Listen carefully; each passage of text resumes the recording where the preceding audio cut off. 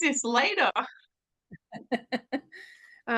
Yeah, look, it was kind of a slow start, and then all of a sudden, like 9:30ish, I got one, and then I think I made nearly everybody cry who sat with me. And, Yeah. yeah, I was booked out, and I was the last one to pack up my stall, and, yeah, it just blew me away. For the first market, I was wrapped. It was so good, and I've had, like, people contact me now and email, "Oh, we've been recommended," and Look at bookings and stuff. So, yeah, and I wasn't nervous. I thought I'd have to use like the cards, intuition to go into the mediumship, but it worked the other way. I had the mediumship first and then it just rolled into like the cards. It was, yeah, blew my mind. I was so, yeah. Wow. So with so now we have to bring your answers back from the grow model into now for that Yeah. that yeah, for you to take flight now with this. Yeah, well, hopefully. So, yeah, so I've committed to the next market. So, yeah. But I was, And then I went there with the like intention of, what, I was happy if I just got like one or two as the first market, is people will come, will they not? But yeah, I was blown away, yeah, to be booked out and turning people away. So, yeah, so it was so good. Yeah. Sounds awesome, Sarah. Oh, it was good. And you know what makes it me so much good because I've done like the hard work, Claire. Like, I've done like through the circle. It comes from the heart. It's you can't get any better than that. So I just love it. And every time Janine would look across from me, one of the girls, I'd be giving like the tissue box to this person because they were crying. So, yeah, yeah. I asked Ray. Ray will be on now. She was like, we couldn't even get a word in, she said. So, yeah, it's certainly, it was such a good thing for me as well as a confidence. And I always trust spirit, but to be able to do that was just, yeah, it was so rewarding yay. for me. Yeah, If you're yeah. just signing on, Sarah has had a sold out show with her mediumship readings. Let I us know think when your next market is. I think I'd done 8 readings. In how long though? You have to give a bit of So, frame. so it was between, so the market was 8:30 till 1:30, and some were like, a couple were half an hour, most of them were 20 minutes. And yeah, so yeah. Would you change the structure in any way in the next market or it worked for you? It worked. I think I would just allow myself a little bit more time between because it was kind of, although I regrounded myself to separate off, but I think I would have liked to have had 5 minutes to myself. But anyway, Yeah. so yeah. And you know what? Maybe different times, different places too. Maybe the next market won't be as busy as that, or, you just don't know. Wow, no, you don't know, but no, it's good to do a bit of a review though to say the breather time is important, especially for Yeah. your mental, yeah, Just to reset. do the download and stuff, yeah, and stuff. So, and then yeah, and then on Sunday I totally like rest. I felt like I was hungover. Yeah. So there was a lot of like walking on the grass, a lot of water and stuff. So yeah, so I know like to just try and rest to recover. Yeah, if anyone's done mediumship, even just one reading, when you think about it, doing mediumship readings, you're connecting to the spirit world, a lot of your energy, your life force kind of goes outside of you for a little bit to check in with spirit and then coming back and then going up and then going back like a Mm. conversation. And then when you actually have to be human and show up for children, right, Sarah? It's sort of like, Yeah, I know. Well, I left the market and we met, and Ray, we went to the cafe because we wanted to do some timeline stuff. And I said to her, I'm starving. I just got to eat. So yeah, wow, it was good. Do So you, do thank yeah. you you for eat like specific foods before the reading? No, I just I kind of had a coffee. Good question. And I had some lollies with me because I always try and eat like sweet stuff. But yeah, on the whole, not really. Yeah, I question, just Manny, is there a reason you ask? Oh, I was just reading a book. So it was talking about eating high vibrational foods, Mm. like oranges or chicken or fish. Yeah, I did a lot have of. Oh, so you go, Sarah. yeah, I did have some blueberries and yogurt in my bag with great intentions to eat, but I did not eat. A lot of the heavy duty, like really not seance, but like the old fashioned, really heavy duty rules will make sure that you do not eat for a few hours before circle, and you have to sit in the same chair, and you have to. There's a lot of rules around it, and over time, the mediumship world's gotten a lot more flexible. But I don't know about you, Sarah. I wouldn't be able to eat for out. Like I wouldn't eat breakfast if I was going on a market. No, I didn't. I had no go to have anything. I didn't feel I needed anything. I did feel I needed my coffee, but I think that was because it was an early morning start. But like I say, as soon as I finished though, oh my goodness, I could have eaten anything. I was starving. So yeah, it was good. Lucy, how's your voice? Have you got like tender, beautiful vocal cords after not speaking for a week? My wicked humor. I have zero desire to speak, which is interesting for me. Wow. Amazing. Did you want to share like any insights or ahas from the difference in the desire to speak versus just listening? Yeah, so I don't know if anyone knew, but I was at Vipassana. So that's a style of meditation technique created by Buddha. And to learn it, you have to go through a 10-day silent course. So 10 hours a day of meditation and for 10 days in silence. Oh, I had so many breakthroughs. Like it was wild. The biggest emotional roller coaster of my entire life. I went from like at some points thinking, I just want to be a monk. This is the best thing I've ever experienced, to then bawling my eyes out like, I thought I was a confident person. I've been in deceiving myself, like broken every day. So that was wild. But yeah, I realized two things for me anyway about speaking. The first, I do it to fill silence. Whereas I feel much more comfortable with silence now. In fact, I enjoy it, which I don't think I ever would have said before. And then the second is I would often speak,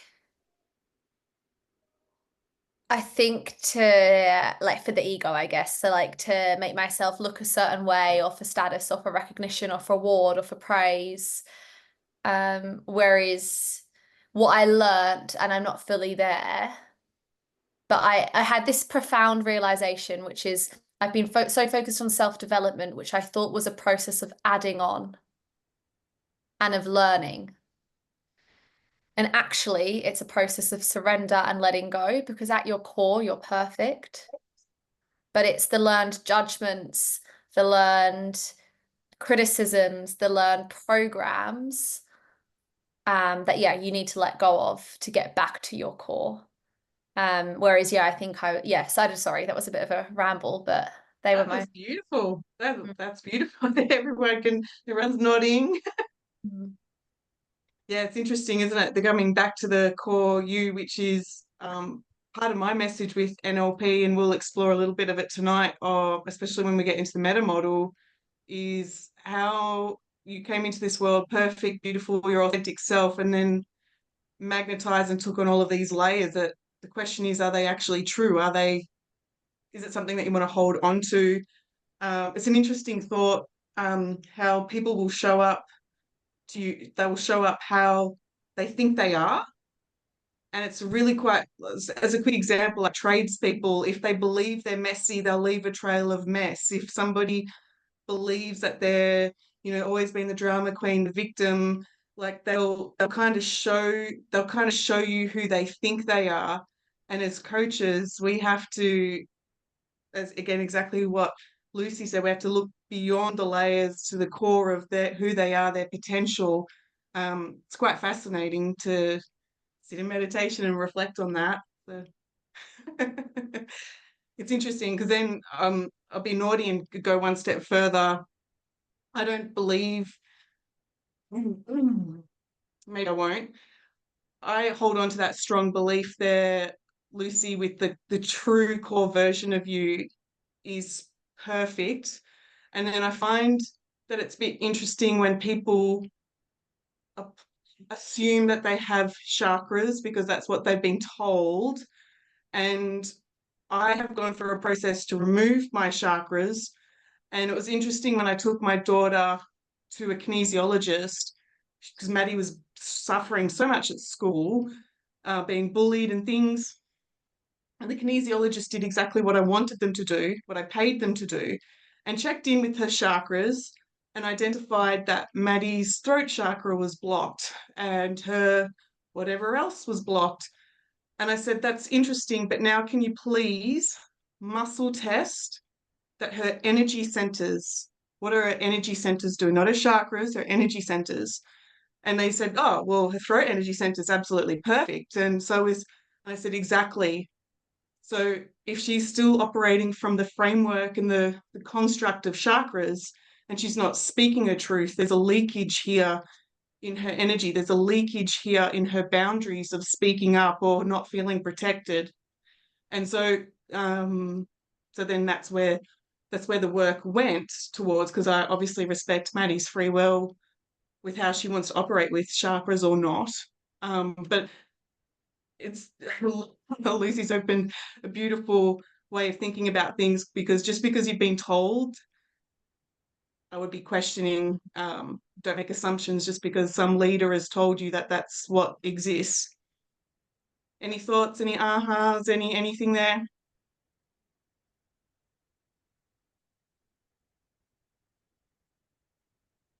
All right. Nicole, how did you go after the timeline last week?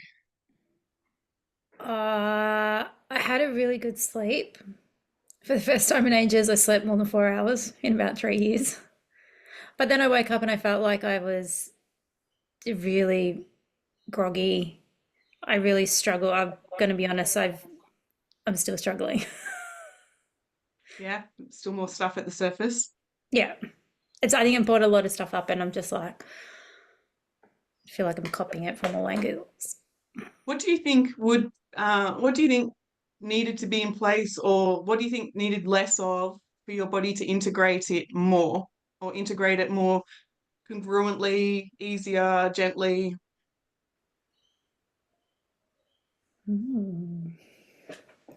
Let you think that thought, because a lot of the time people believe they've been told that, if you're going to go to the gym, you've done a good job when you come away with that fatigue in your muscles, or whatever. So everyone has a convincing strategy. It also comes back to your intention. So some people do believe that if I'm going to pay for coaching, I know it works when I feel like exhausted, and that proves to me that like massive shifts have occurred. So even your intent going into coaching or a process plays a huge role in how long you want to integrate it for. And the truth is, what I've had clients, and I think I might have shared this with this group, but somebody had a coaching session and she, okay, I need time to integrate it. And I said to her, because I knew she was off to the supermarket, I said, by the time you get to the bananas, it'll come in like a download and you will integrate it. And she's like, yeah, we're full of shit, Claire. And then got to the bananas and stopped what she was doing and was like, oh, wow. And then like a spring in her step and off she went. And she messaged me later going, yeah, like, wow. And I was like, how long do you need to integrate anything? I don't know so much that it was about the integration of that Yeah. event, because we've done work together before and I've been fine straight after it. I think what it was is almost like what it unlocked or what it opened the other doors to. is Yes. probably, and I'm just that kind of person. I'll go like, I've got to go deep into it. And I can't just go, okay, that was good. I'm like, I have to go down all the rabbit holes as I do with everything. So I really, like, I force myself to sit in it. So it's like Yeah. self-inflicted, but you know, it's all part of the process for me. You kind of proved my point. Like, yeah, you got to sit in it and feel it, and like, yeah, done a good job. Like, there's a slide coming up later, but you make an excellent point when you're saying like I opened all the doors, and I think that's actually the slide that I added the last minute was think about the triggers. They are open portals, they are open doors to issues in the past, and that holding the door open drains that energy, creates tension, frustration. That's why we open the door as healers, as NLP people. We go in, check it out, and then we close the door like it's done when you're ready to surrender. Yeah, definitely. And I think for my experiences, because that's what I came here for. Like, I've been trying to do this for a while, and I feel like now I was ready, so I was going to go throw everything in. Everything's going in, and if I don't clear it this time, I don't know what I'll do. So that's just, it's my personal experience. That's It's gorgeous. Yeah. We're all gaining from here. I'm giggling because I'm like, yeah, that was me when I had my first coaching package. Like, yeah, I'm in for the marathon. Anyone else relate to that? That's the difference in how you show up versus healing these days. Anyone want to share?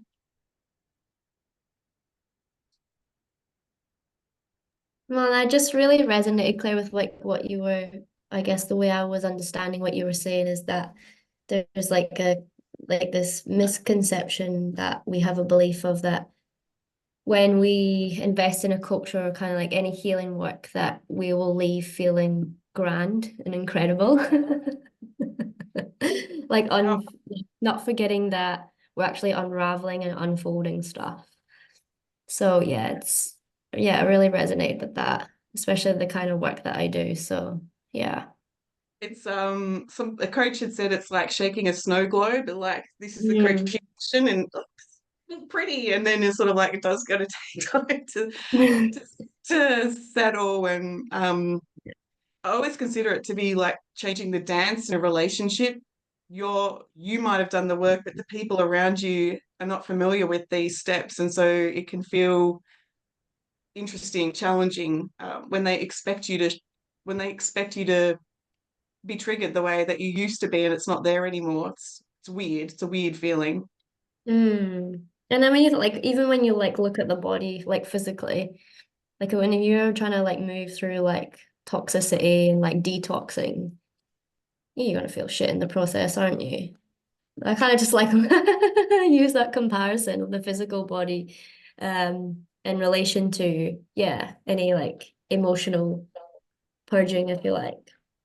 Yeah, you make a good point because I always say to people after a coaching session, go get a massage or do something for the body because the 3D body will take time to catch up to the 5D changes that we made on the mental and energetic field.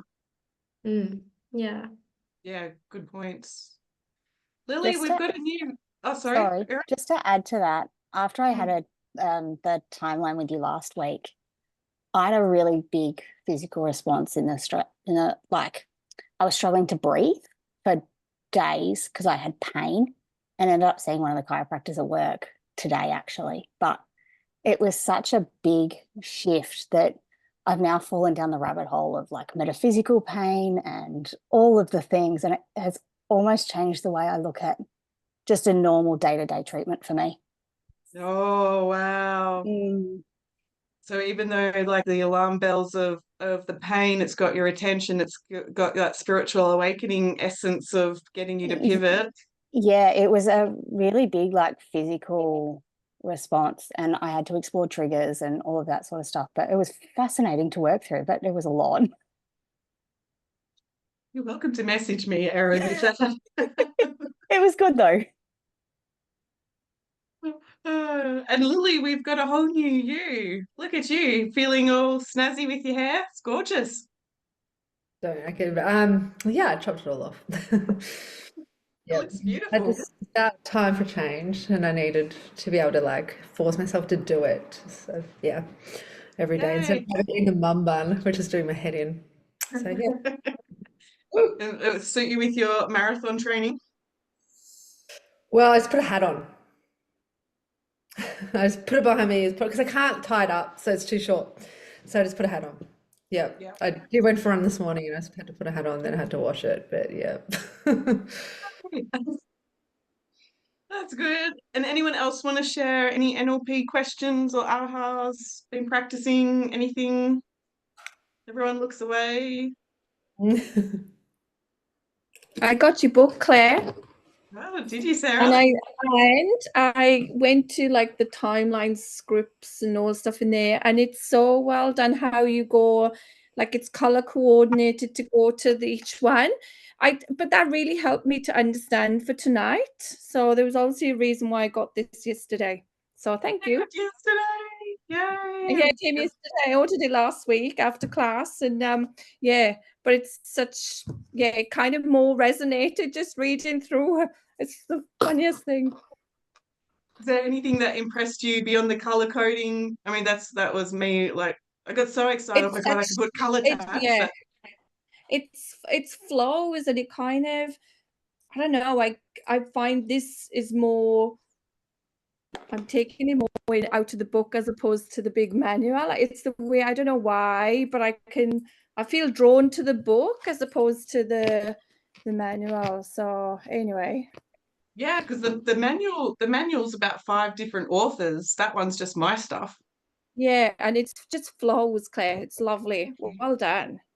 Someone still needs to do coaching on me with this one. I'm annoyed that Amazon doesn't have that beautiful rainbow. They don't, if anyone's seen the book, the yellow's a bit mustard and the purples are a bit grey, and that's just the way that Amazon print it. Do I need coaching on that, Sarah? Maybe we can just take that away from you. I think that can be removed. Yeah. Cool. Any other questions about timeline or NLP? I have a question about tonight. I watched the replay of the session that you did with Ash, and you didn't ask her any questions about what she was experiencing or what was coming up for her or the learnings, and then obviously with Nicole you really went into detail. So for tonight and for future, can you speak to that? Yeah, so first of all, I made that video maybe 3 or 4 years ago, and it really was, the intention was just to demonstrate the script. The intention was never to show my coaching style. That was kind of done before we hit record. One day I'll update that stuff. But for the difference between being in class is getting to show everybody my style of coaching, where you can take it, all of the fancy stuff. But essentially tonight for practitioner level is literally just picking up the script and reading it word for word. There's not much thinking that the coach needs to do tonight. Thank you. That's all right. Any other questions? How did you get inspiration, to write the script that you have? Because it's really beautifully written. Oh, thank you, Cheryl.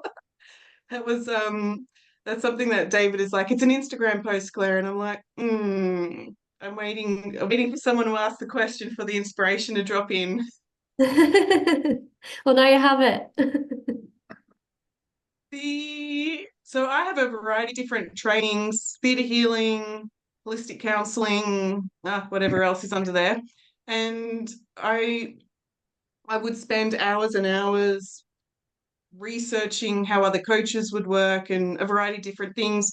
And what I noticed within the timeline framework was that the timeline framework, and like Elisa's just talked about that with Ash, I can do timeline on myself driving. Something happened in Darwin. I can't quite remember what, because healing amnesia. There would have been a moment on the train where I felt claustrophobic or something. There was something that was annoying me, and it was like, right, notice there's that annoyance in the body, float up, go back on your time stream to earlier in your childhood where you felt that can't get out, probably in the middle seat with my two smelly brothers next to me, something like that. Okay, what's the learnings here from this new perspective? Isn't that interesting? And then bring that into this now moment. That's as simple as timeline really is that what was the piece that was missing back then that's still got a grip on you waiting to learn? And even on the train, it was like, okay, I've got that aha now. The aggravation, the claustrophobia, or whatever else went away. I was probably sitting next to smelly men in the lounge car or something. I can't quite remember now. Then my buttons weren't being pushed. Now that's as simple as timeline needs to be. And yet a lot of people in this modern world really have a big focus on understanding why they attracted that, what are the lessons, how does that fit in with my purpose, what's going on. And so the timeline scripts were created from working with thousands of different clients, pattern recognition. When I'm working with someone who I work with a lot of empaths. Empaths do a lot of people pleasing. And so there was a lot of different patterns that made those scripts particularly easier to formulate for healers. Most healers are empaths, so it was a win-win. Most narcissistic people, abusive people, aggressive people, AD people don't look for the timeline stuff. Doesn't interest them. So I just took notice of the patterns of what was showing up. It's a very long answer, sorry, Shell, but it was just recognizing the patterns of what worked time and time and time and time again, and then putting that together so that other people could get the rewards. And essentially that book is the beginning of the Be Your Purpose method. Because truth be told, empaths, if you think about it, people who are sensitive to energy, being bullied or manipulated or have a lot of resentment for people taking advantage of their good nature. When we get up to the sales strategy piece in NLP, you can see everybody tensing up and it's like, you've got to be kidding me that people have deliberately used these strategies to manipulate me when I'm already generous, overgiving, happy to pay, happy to meet you. So there's there needs to be a shift in the NLP for the healers, is what I believe anyway. Does this resonate with everyone? Do you feel it when you learn that there's these things that people are doing deliberately? Like, do you feel it? Yeah, like it's intentional.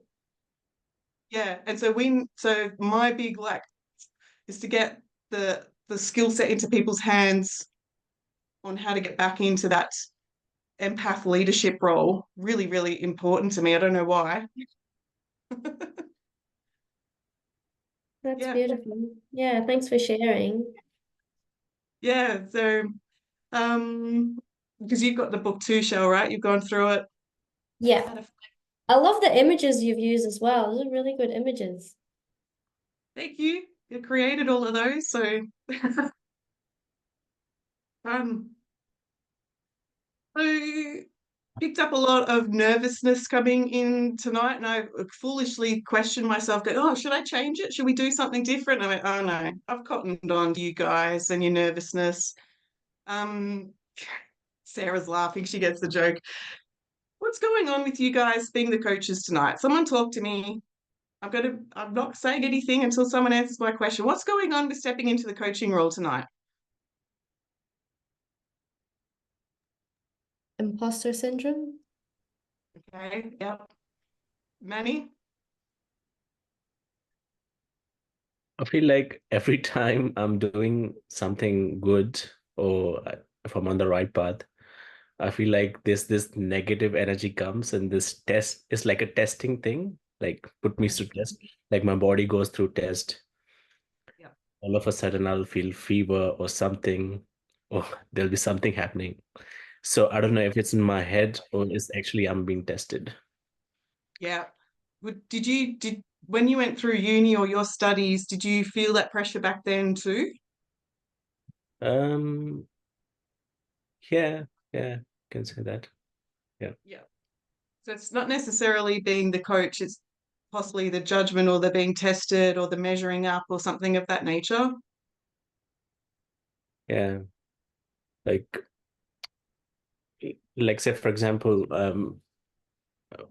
in the past last year I joined the meditation class and I was doing so well. And then I in a week I had 2 car accidents. I felt like somebody was something was testing me. Oh, you were feeling good now. Now show me. Oh, yeah, okay.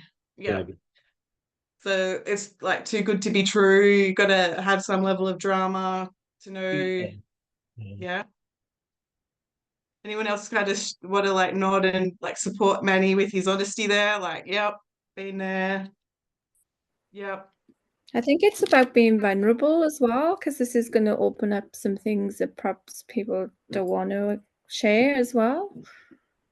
No one has to share. No one has to share anything they don't want to. I know, but it's kind of, we want to work on those things. But yeah. Good point. Good point. Lily, did I see your hand go up, or that was no?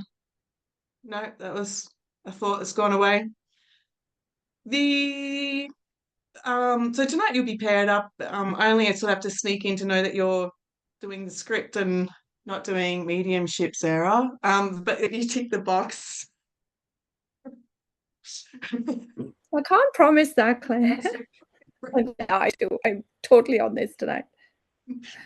But there's no judgment there's no judgment or test at my end, but it does. I've had people come in go, especially when they're signing up for NLP, like, is there a test? Is there an exam? And they're like, this is not high school. Like, you need to go and get some coaching and clear to clear that. The imposter syndrome, the doubt, yeah, parts integration. On one hand, there's the imposter syndrome and the doubt, and then the other hand, there's the intuition that's saying like you weren't born to fit in, you were born to stand out, like, get the skills. Truth be told, if you do nothing with NLP, or you do like that's completely in your hands. So anyone else want to speak to their nervousness about being the coach tonight? I feel like my AD tendencies get in the way sometimes. Like like the script is right there.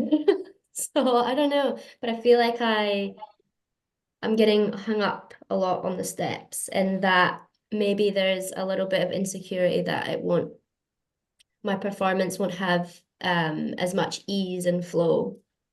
Yeah. Okay. Is there a concern in that like it won't work for the person, or? Due to my performance, yeah. Yeah. Okay.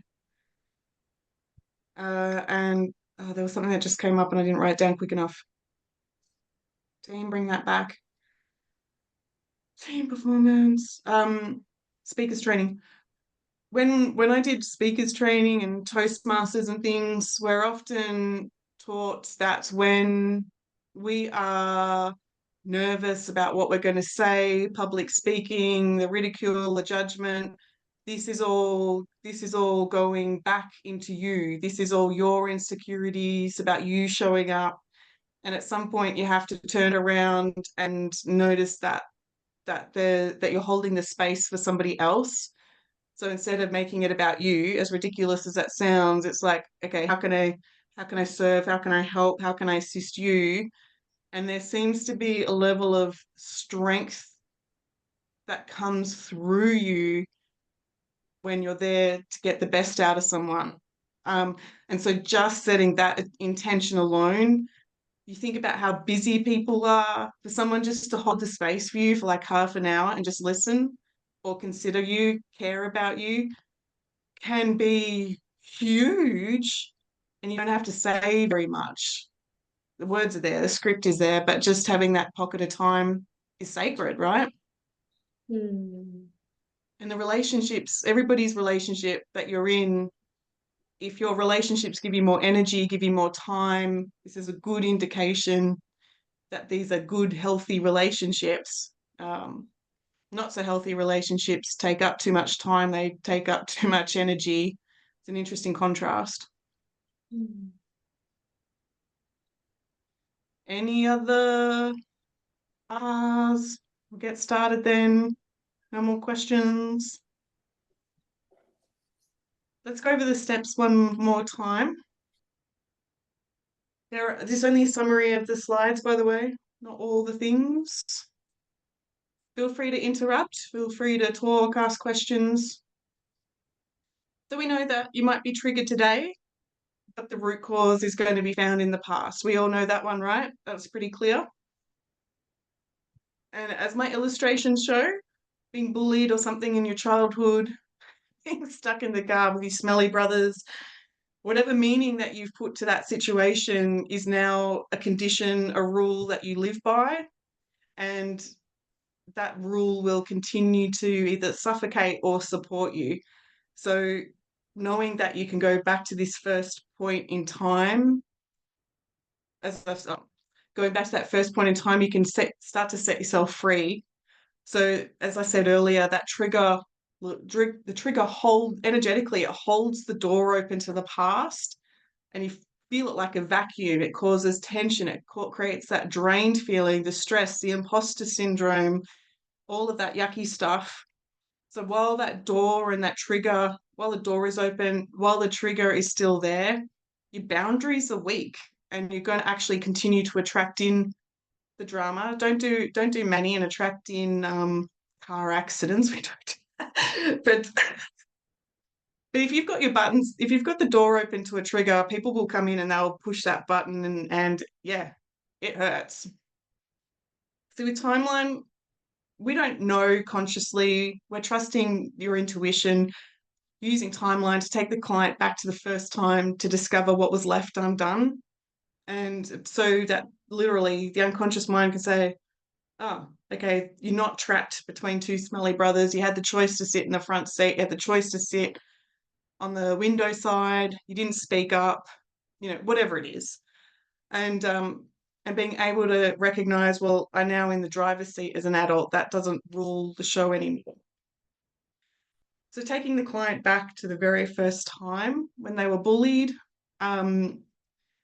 recognizing that they're no longer a child, they're no longer being under the thumb of other people, means that boundaries and speaking their truth become effortless. They become a little bit more direct with what's important to them. Boundaries are what's important to me, bring that closer, as well as keep that away. So and it's fascinating, it's a bit of a paradox, because when you work on your boundaries, the people who respect your boundaries, you don't need boundaries for. Strange, right? Like if boundaries don't need to be there when there's that mutual respect. So it's an interesting thing that once you work on your triggers, you no longer attract in people who push your buttons. And just illustrating there that ripple effect of change. So when and where are the potential root causes?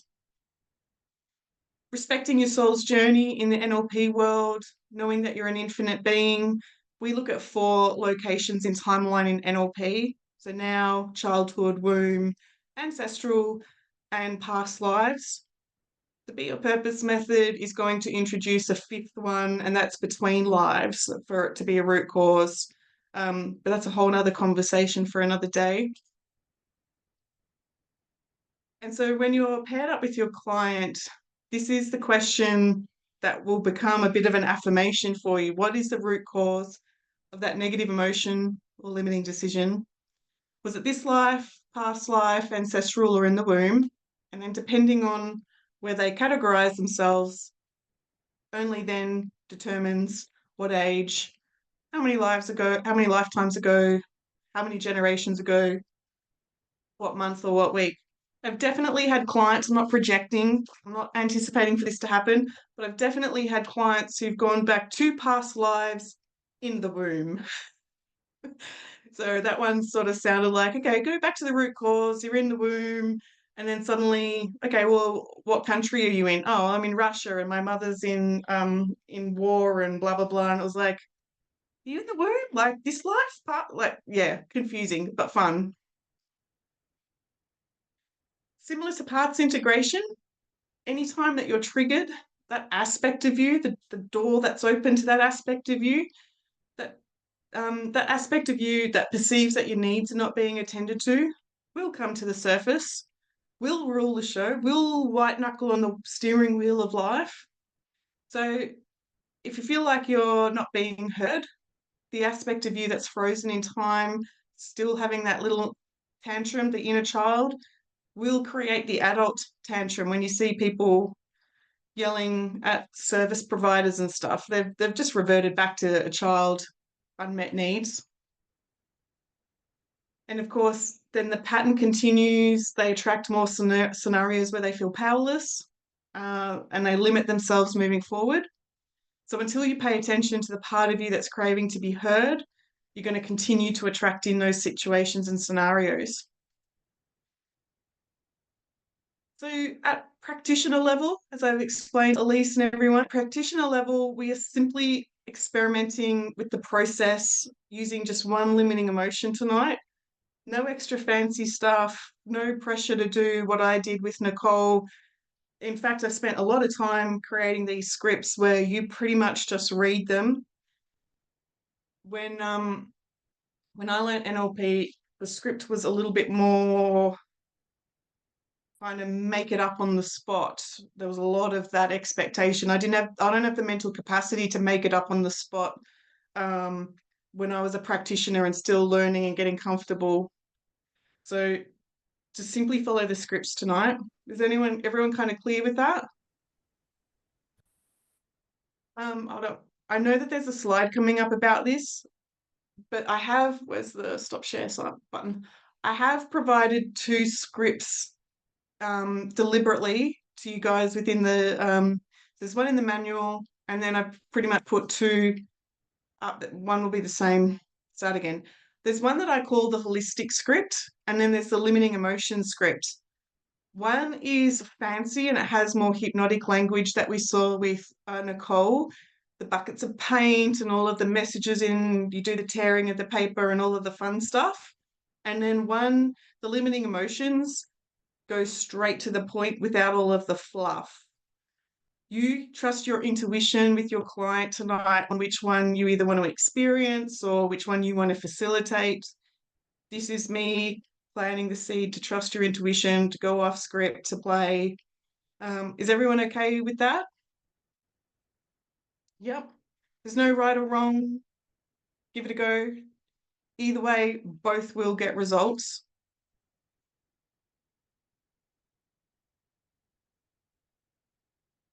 So let's have a bit of a quick discussion here on getting you to start having a bit of what's called meta thinking. So thinking above your thinking above your assumptions. I'm having trouble with Zoom to get you all on one page. I don't know why. This is how I perceive timeline works. So let's say we've got a client who is strained in a marriage, feels a deep sense of rejection, not being considered, angry, ignored, frustrated as hell. She's overgiving, she's making sure everyone else's needs are attended to, she's doing all of the things around the house, everybody else, they're washing, they're cooking, they're cleaning, and she's going to work and doing all the things. No one's really supporting or taking notice of her. By show of hands, like we can resonate, we know this person, we've been this person, we know, what I'm talking about. So with timeline, so the client, and sorry, go back. So the client is going to come to you in a professional setting with wanting to vent, wanting to tell you all the things, all of the pieces of the puzzle. It can be very, very, very overwhelming as a coach going, okay, which one do I grab onto? And mostly at this point, at practitioner level, you've just got to listen out for the main emotion that stands out. This one could be anger, could be frustration. You want to use her word mostly. And so if anger is the number one emotion, we're going to now set the intention to go back into childhood where this anger first began. When we are looking at the event in childhood, we can see that the child, by design, has deleted, distorted, and generalized the whole situation. Dad doesn't love me, men leave, all of, assuming that parents have been in an argumentative place. And so they've left out options, they've left out choices, they've left out all of the different things that has ensured that they've gotten themselves into a bit of a routine or a strategy where they've learnt, if I give, let's see if I've got on the next slide. Yeah.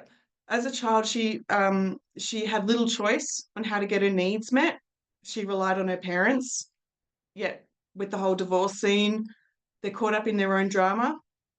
So putting herself second actually gave her a chance to have some calm and peace in the home. So, Mum, what can I do? Do you want me to do the washing? How can I help you? Don't cry, Mum, I'll make you a cup of tea. All the things about learning and being trained that if she's a people pleaser, her nervous system can finally rest, integrate. I can now go do my drawings, I can go play Barbies. But she's been trained to make sure that everybody else's needs are attended to instead of it being the other way around in a healthier environment. Is this making sense? Anyone want to ask any questions or anything here? So as a coach, we can now gain those learnings. We can help her recognize her as the example. She's no longer trapped to rely on other people to get her needs met. This childhood strategy was fabulous. It showed that she had so much strength to read the situation, to get her needs met eventually, no matter what.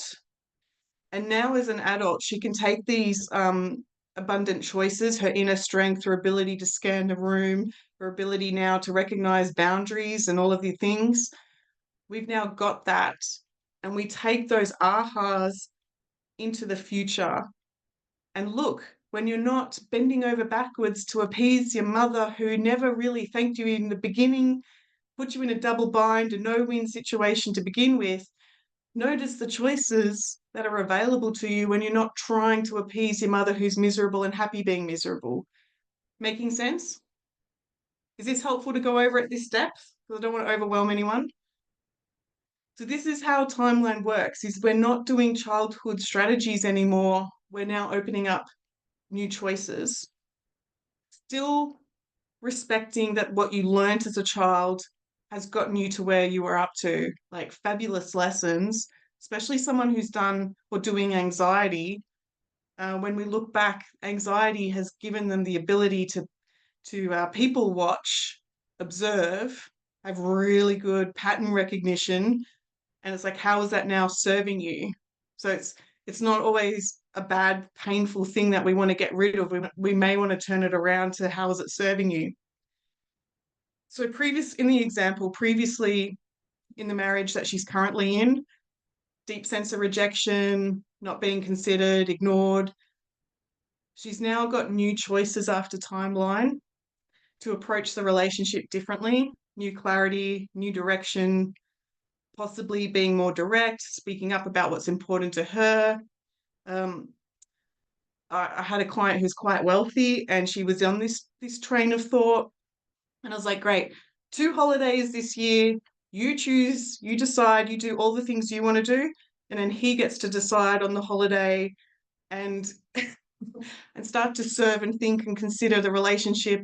And yeah, they had a wow of a time playing with instead of it being like this need to co-create equals, it was like actually deliberately give him a pocket of time and a project on how he could serve and please her without her needing the extras. So I'm waffling, but it took a few sessions to get her to actually allow her husband to even take the lead on that. Yeah, so we know this one, that ripple effect to change. Quickly, I think that's one more. So before I go too much further, what are people's thoughts and ahas and their insights? I'll call on anyone if no one speaks up, but what are your insights into how that all works?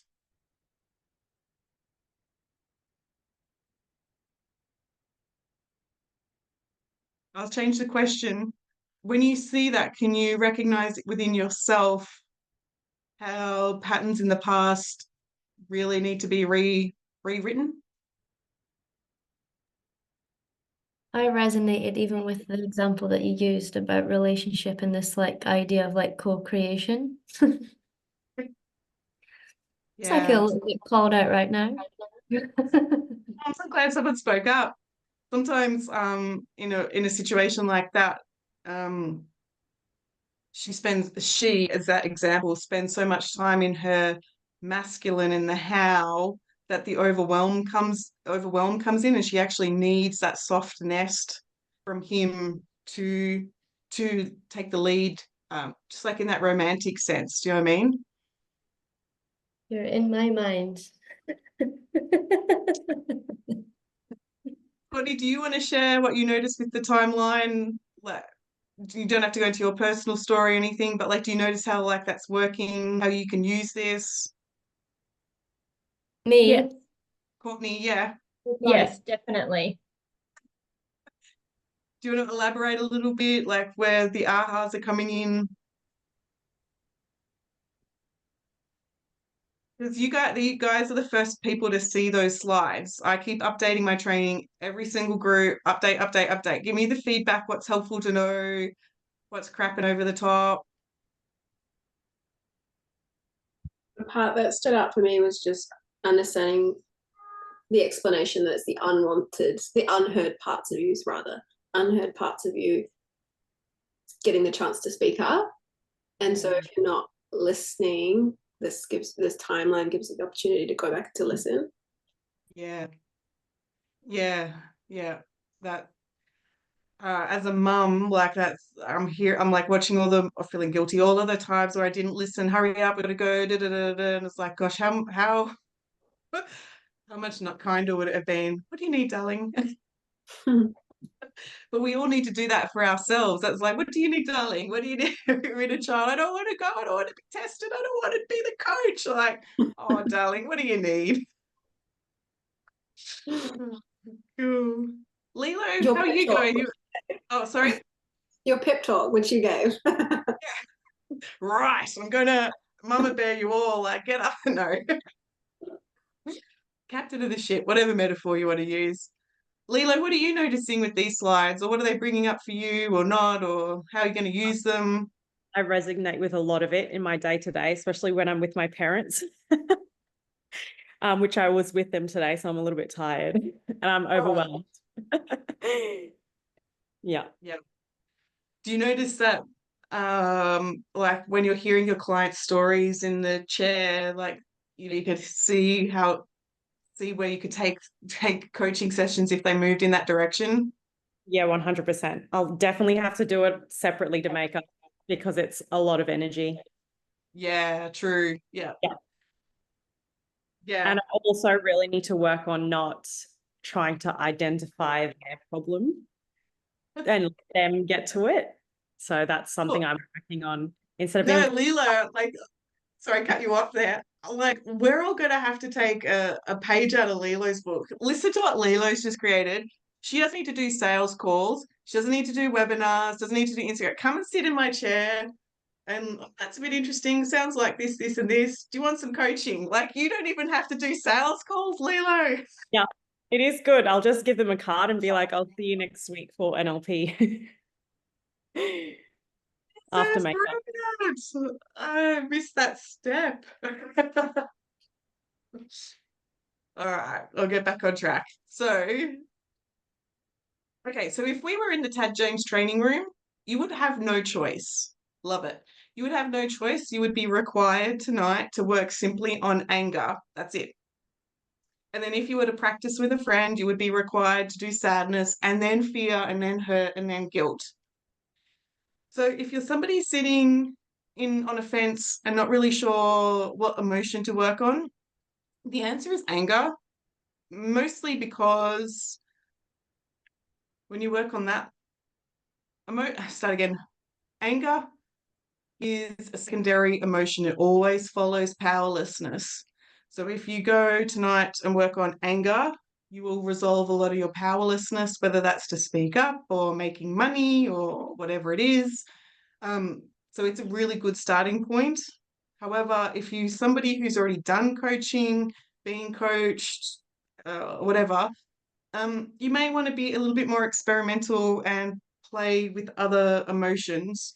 So if anyone's asking for guidance, what about this, Claire? What about that? I'm going to point to anger. Working on other things like loneliness, burnt out, judgment, believe me, that requires personalized coaching. That stuff requires a plan. Yeah, burnout for empaths, that's going to take past lives, between lives, why you're self-abandoning, like there's a whole list of things. So please remember that your coach tonight, this is their first round, they're just as nervous and excited as you are. Let's make it simple. As I've said, you can use either script that I shared. Tonight, I'm going to pair you up 30-ish minutes each. I would actually expect this to take about 20, 25, but there's a buffer of time. And then I would encourage you to have a 10-minute break between coach and client roles. Allow yourself to come back into the body, eat. So I'm terrible with time, maths, so we'll work that out in a bit, not now. The key steps to timeline: identify the limiting decision, or limiting emotion. So that's like the anger.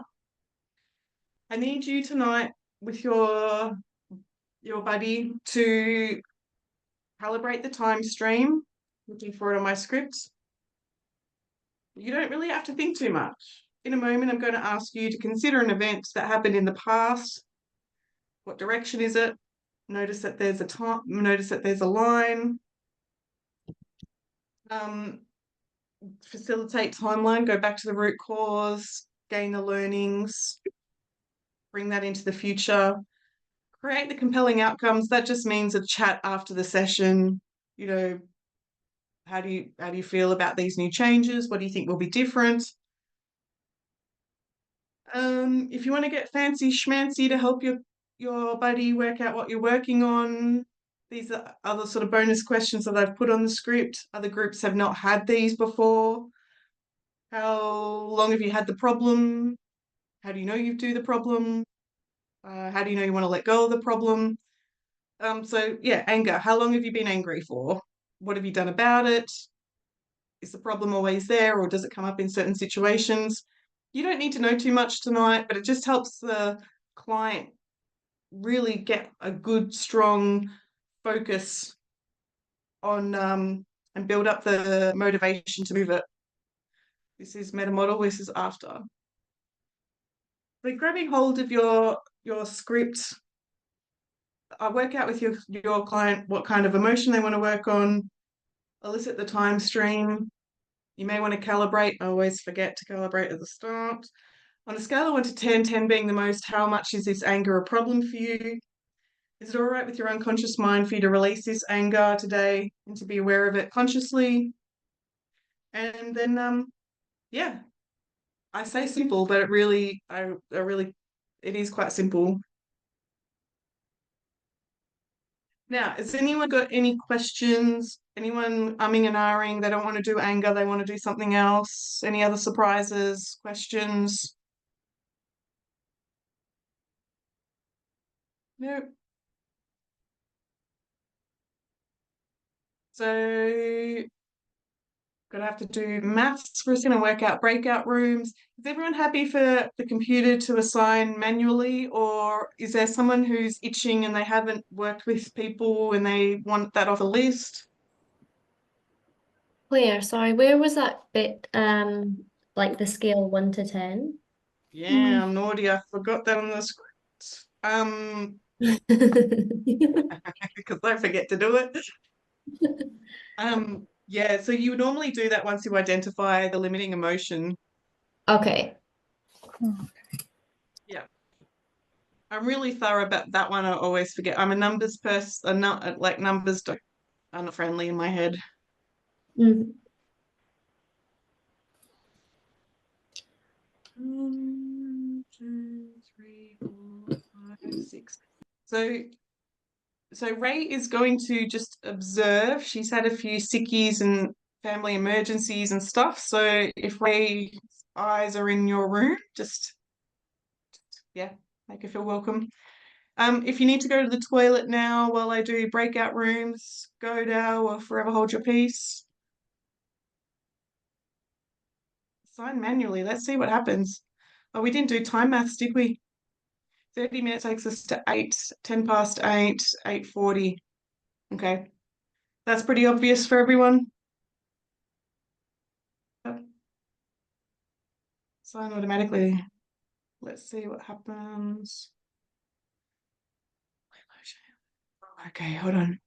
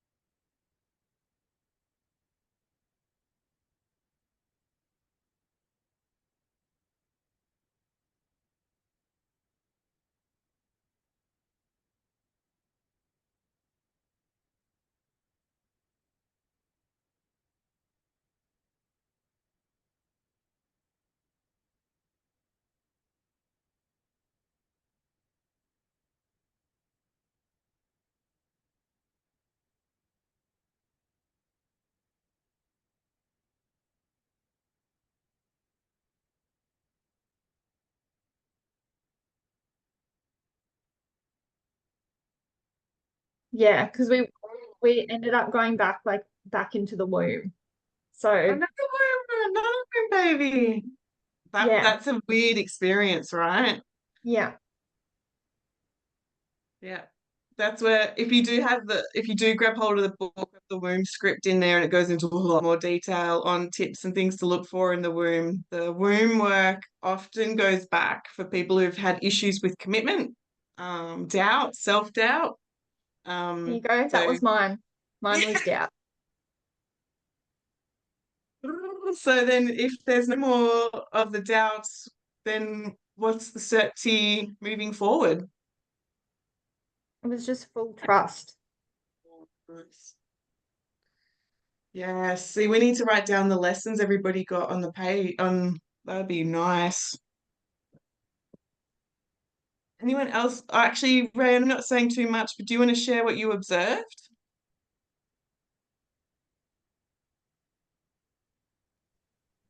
What did I observe? Well,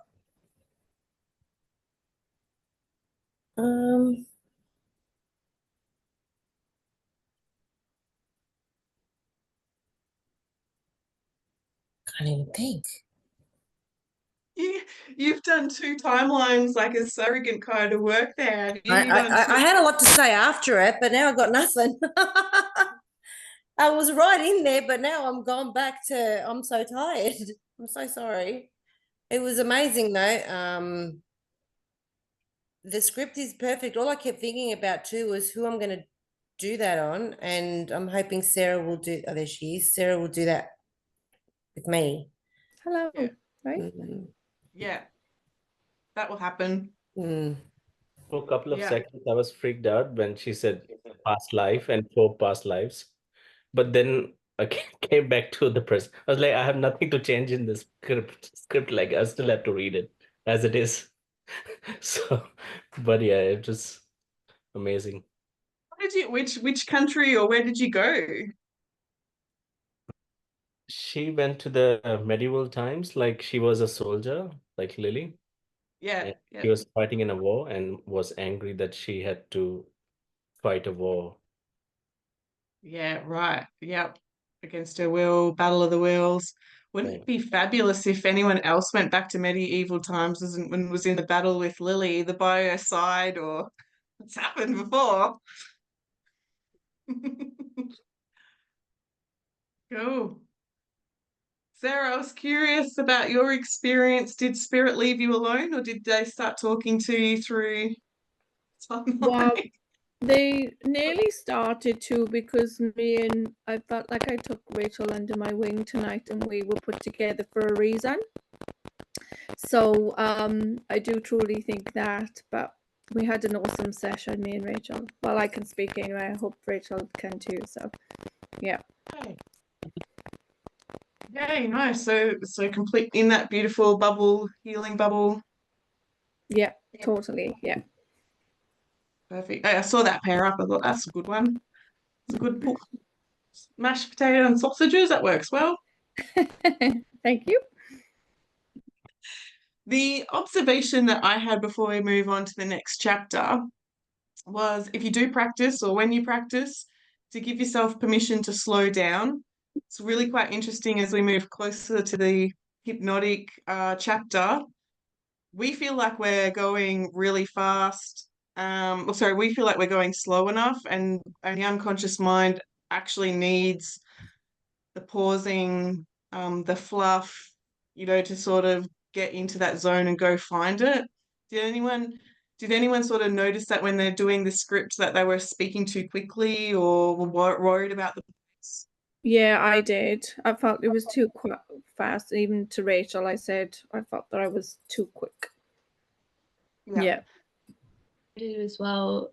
But it's sort of like, I think having it done on you, you sort of know when you need to be slower, but it's also you're not sure if that's the same for other people. But I think it does help having gone through it, because there was like one bit with like the box and stuff where it was like just took me a minute to like get everything in the box. And I kind of tried to slow down a bit when I did it with Sarah after.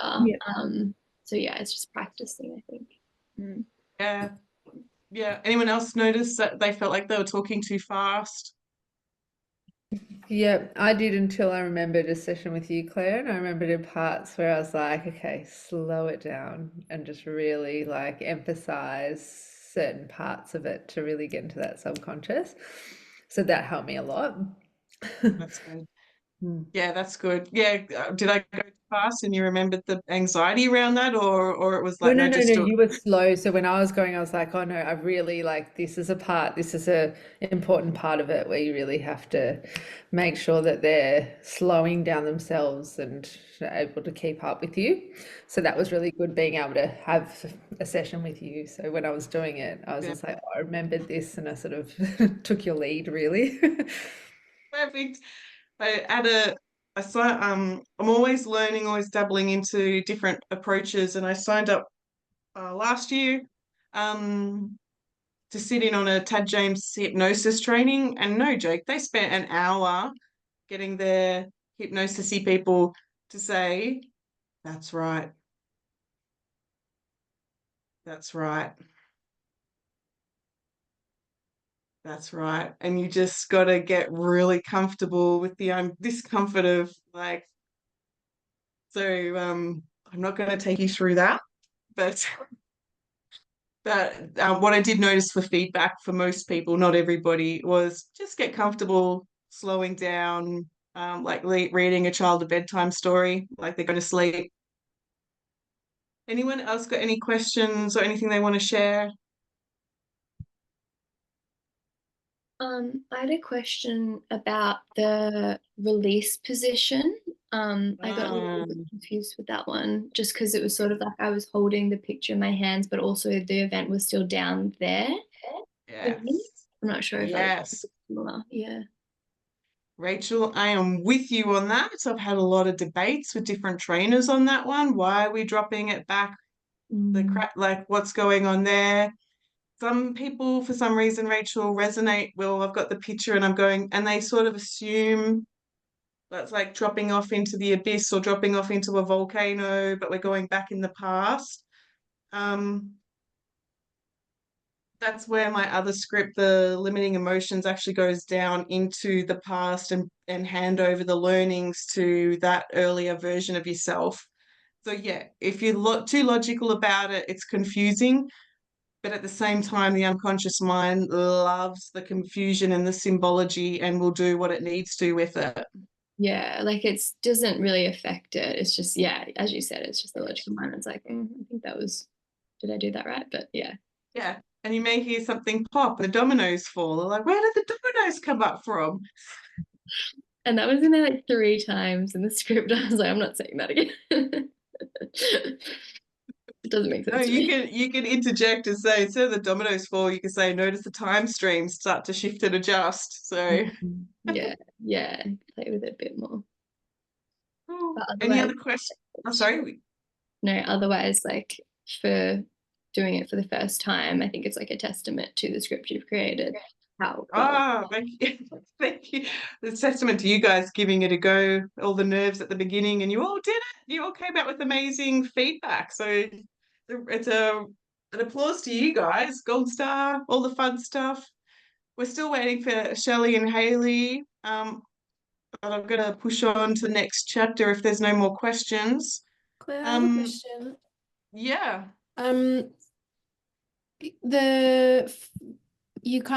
So this following the process, you ascertain what the root cause is before you go into like the relaxation and the kind of getting into the body and comfort. Can you do that after, like get people to feel comfortable first and like really, because for me, my logical mind wants to shut it down, but once I'm in that really like state of calm, I think I'm far more likely to just go along with what's happening. Yeah, you can. The more of the hypnosis scripts would allow that kind of a regression process more than a timeline process. So there's a bit of a difference. Okay, so you need to ask them about the root cause first and then move into that guided like comfort. Timeline, like with NLP timeline, yeah, you would find out and then you bring the relaxation in, because the truth be told, once they've given themselves permission to even give it a go, that they're going to give you an answer, oh yeah, childhood, 4 years old, it's given themselves confidence or permission that they're going, like that something's going to shift, they're willing for something to shift. Okay. And it's so the destination isn't as important as the confidence in the client that they're ready to move.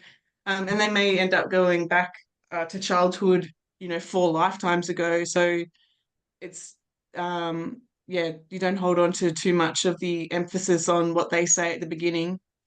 Okay, cool. You had that many, right? You thought you were going back somewhere and then you just trusted your mind and you went on a journey. and completely elsewhere. Yeah. Yeah. And Manny was asking when I was in that group to say, well, what if the client they've said earlier and they get stuck, or they get stuck and it's earlier. You still drop down into the event. Metaphorically, you pick up the keys, the aha, the clarity that they need, and then you float up above the event, float up back to the timeline and go back to the earlier event. I'm a bit curious if we zoom back even earlier to notice what your unconscious mind wants us to be aware of. So, so you could definitely play. You don't have to stick to exactly where they are. Shelley and Haley, I know it's getting late, so we're going to very briefly move to the next chapter, but do you guys That's have any okay. We're questions? so sorry. We were actually just kind of unpacking at the end, and then we just started chatting. We weren't sure. We're like, is she coming back for us, or do we go back in? I'm sorry to keep you waiting. I'm never in the breakout rooms. Does the messages not come up? Does it come up as a text, or does it interrupt? I never know. It come up, but then neither of us read it. Sorry. Oh, okay. Yeah. Okay. We were so in the moment. Oh, good. Oh, good. But do you guys have any quick questions before we look at the next chapter? I don't have any, no. Thank you. No. Trust you guys about it. Okay, so I am going to switch and pivot and shift gears. I know it's getting late, but I also want to check in. Just before we had the break, there was the suggestion to watch 2 videos on the Metamodel. Assuming everybody watched one or both. No, look at you guys all checking. You had like 2 weeks to watch it. So the Metamodel is a fancy. Start again. In coaching, we often talk about meta thinking. So it's thinking above your client's thinking to be able to access a solution. And they have the meta model in NLP to be able to look at your client situation and multidimensionally look at the situation to find what's the missing piece that will act as a solution. It sounds fancy, but ultimately, I call it the curiosity model, because it really is just a series of questions to unpack what have they deleted, distorted, and generalized. So this is all a lot of theory that I will go through with you. Those videos that I shared, that I emailed, is a lot more podcast style education to know how other people use this stuff more than the heavy duty theory. So follow me on this interesting path for a little bit to fix this up. Okay, so I'm going to very briefly go over my slides, which is, I know it's late, so I want to move quickly without going into too much conversation on this. So just reflecting for yourself, when your partner or friend has a problem and taking yourself back to a recent event, what do you actually say to them when they're talking about their problem? When your partner or your friend has a problem, do you try to fix it? This is what I would do. This is what you should do. Because these types of imposing advice without permission kind of keeps people a bit stuck. When you think about it, it doesn't really help people too much in their ability to solve their problems. And so in coaching, we're not asking you to be the coach to tell people what to do as if you should have the answers. We want to give a framework so that you get the answers and the resources out of the clients by their standards. FYI, if you go down that rabbit hole thinking that you need to have the answers, you will put the brakes on your business. You will do imposter syndrome quite well. Instead of thinking at the coach that you need to have the answers, you need to have the questions. So when you're feeling stressed, what do you ultimately want? Do you want to be understood, heard, and acknowledged? Because that's exactly what the meta model will do. It'll give you a series of questions to help your clients, your friends, your family feel heard, understood, and acknowledged. And as I said at the beginning of Timeline, that 30 minutes of somebody hearing you, understanding, taking the time to acknowledge you is so profound. So very quickly here, the Metamodel is one of the most powerful linguistic tools available. It gives us the power to challenge everything and sort for the truth. So you can use it to find out what people mean in their communication instead of what you automatically think they mean. So it's about inquiring, being curious, and finding out what's the deeper understanding. We had that in some of the Timeline groups, people talking about resolving anger. Claire, I couldn't access anger. Like, well, what does anger mean to you? So it's semantics, really. In a nutshell, with the history of NLP, we started off with these main contributors. And tonight what we're looking at briefly is Fritz Perls and Virginia Satir. So simply put, the Metamodel is a set of questions based on educated guesses, intuitive judgments, common sense. They're designed to specify information, challenge the limits that your client has within their model of the world. Do we remember we're chunking up, chunking down? Do we remember which way is going into specifics? On a point. Thank you, Lucy. She's on top of it. Quick question for the whole group. If I said to you it's going to be a fine day, do you notice that there's missing information here? So we're looking for statements we're looking for what is true in this statement. That's ultimately what the Metamodel is doing. It's going to be a fine day. Who said? What day is going to be fine? And truth be told, what makes it fine? My definition of fine, living in a forest, can sometimes be those misty, foggy mornings. And my husband wakes up and he's like, oh, what a miserable day. And I'm like, no, this day is awesome.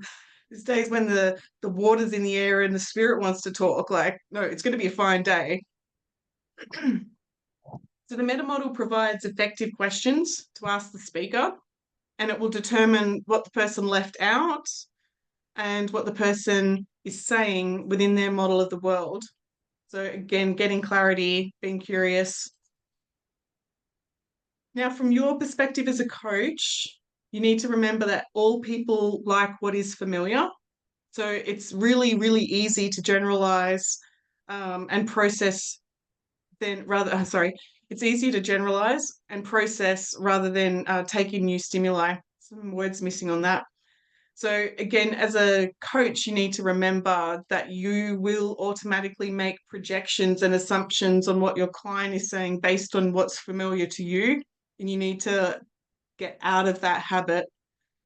So once the mind and your mind as a coach and your model of the world, once you've accepted something that the unconscious mind has pretty much will say, this is the way that it is, and even your mind will edit out the need to ask, like, when did you decide that?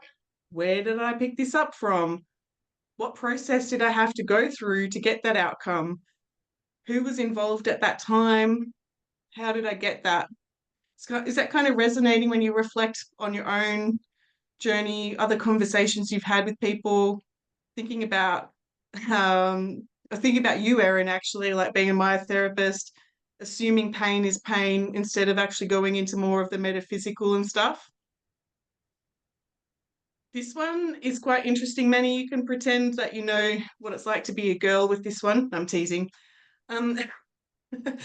So once you've accepted something, the unconscious mind says, especially as a child, that's the way it is.